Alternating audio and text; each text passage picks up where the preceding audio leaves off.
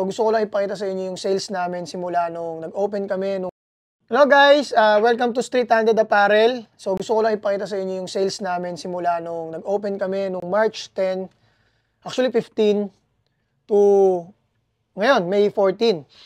Para lang malaman ng ibang gustong mag-clothing business kung paano giging sales. Ito walk-in lang to guys, so wala pa dito yung mga diskarte ko online na naaalok kong mga nasa market ko, Shopee at TikTok ko. So 130 to 195.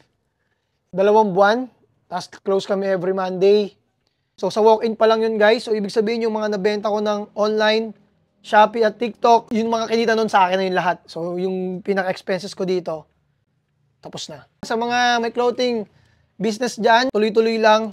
Palaki ng palaki to pagka tumatagal. Siyempre, kailangan lang din natin galingan. So yun, good luck sa lahat. God bless. Street Handed Apparel.